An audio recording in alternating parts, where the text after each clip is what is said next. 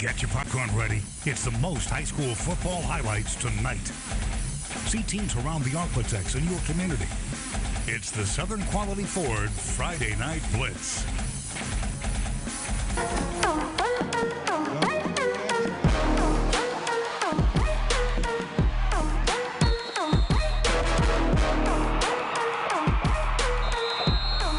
Welcome back to the Southern Quality Ford Friday Night Blitz. And Brad, Louisiana has entered the chat. Yeah, that's right, Wes. Louisiana finally getting things started this week. Also going to have highlights from one of the biggest games in the state of Texas tonight. Pleasant Grove hosting Carthage. That's going to be a fun one. But first, Louisiana's back at it. So let's head up the road to Airline. The Vikings hosting Rustin to start off the season. It's pretty difficult whenever you're playing Rustin. You see it there. That's Alex Garcia sacked on 4th down. Rustin's up 28-0 at this point. They're wasting no time here. Quarterback rolling out to his right, finds his tight end. That is a grown man in a high school football uniform. You cannot convince me otherwise. To cap this drive off, Rustin running the option. One of those options is for the quarterback to keep it, and that's what he did there. It's 35-0 Rustin late in the second. Airline, though, answering right before the break. Garcia, what a beautiful ball, hitting Daxton Chavez for the touchdown. It was 35-7 at the break, and Rustin, they get the win, 48-14 over Airline. Captain Shreve at home tonight, taking on Scotlandville. Second half here. Feed is going to go to Scotlandville's Marlon Gunn. Gunn going to take it to the outside, making a few guys miss before eventually being brought down, but that drive would stall out. Shreve going downfield on their offensive possession. Ashton Martin connecting with Cameron Dow. Great catch. Clearly not in bounds, though. Ref didn't see that part, ruled it a catch. But that drive also stalling out. It was 9-0 at that point. Captain Shreve from there. All Scotlandville Hornets come up to Shreveport, and they get the 13-9 win. Haughton now taking on Woodlawn in their season opener. Delatreon Moten dropping back, trying to find his man. It's Brian Stewart. Stewart bringing it in for the first down before he's pushed out of bounds later in the drive. Moten looking for Jatavius Morris, and he gets in. Morris for the touchdown. It's 6-0 Knights at this point. Look at the effort there. Haughton now, it's their ball. Dexter Smith, he's in the shotgun. Dexter Smith takes the handoff for the first down. He's finally brought down. And then here's the Haughton quarterback. He's going to call his own number, taking it in for the touchdown. I don't think anybody gets a hand on him. Nope, right there. Someone gets a hand on him after he's 5 yards in the end zone. Haughton, they beat Woodlawn 51-26. And another 5A, 4A matchup. Huntington Raiders traveling to Benton. The third quarter, Huntington QB with the ball. Jarrell Joseph giving it to the running back, tossing it back to Joseph. He is going to take this for a big game. Looks like a late hit there Joseph as is well. good at football, Brad. I don't know if you knew that. He's okay. Later in the drive, Joseph finding Zavarcia Vinius for the touchdown. We're going to hear his name here again in a second. Give you a chance to get it right next time. Benton with the ball, and they are not going to do well with it, having a little butterfingers over there at Tiger Stadium. Fumble there on the exchange. Huntington recovers to go back on offense.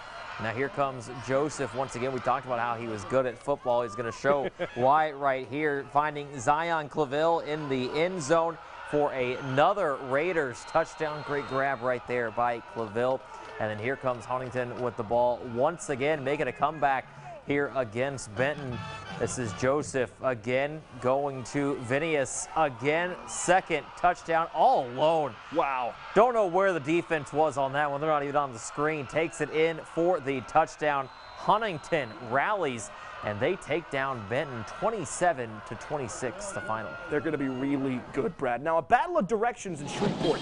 Northwood hosting Southwood. Which directional Wood could win? Southwood starting things off. Quarterback looking deep. That's Torrance Sparks. Now, we had a pick in the scrimmage last week. Well, this one actually counts. An interception to start off the game for the Falcons. Northwood, though, couldn't capitalize, so Southwood's ball again. Different drive, same result as the last. This time it's Tadarius Collins with the interception. And watch the big man rumble. Finally pushed out deep in Cowboy territory. Falcons trying to punch it in now. Jadarius Berry, he does just that. Scampers in for the 10-yard score. Northwood up 7-0 at that point. They go on to win big 60-0 over Southwood. Well, Wes, when the Carthage Bulldogs dropped down to 4A Division II back in February, pretty much everybody across the state started making the prediction that it would be Carthage, Pleasant Grove in the title game. And while obviously that could still happen tonight, we're getting a potential preview of that title game. Emma Kate Few is in Texarkana for this week's Game of the Week. Take it away, Kate. Feels somewhat like a Super Bowl of 4A Division II Texas high school football with #1 and #2 in the state battling it out here tonight. Now, Carthage actually won this matchup 35-14 last season, so let's see if the PG Hawks can get revenge in 2020.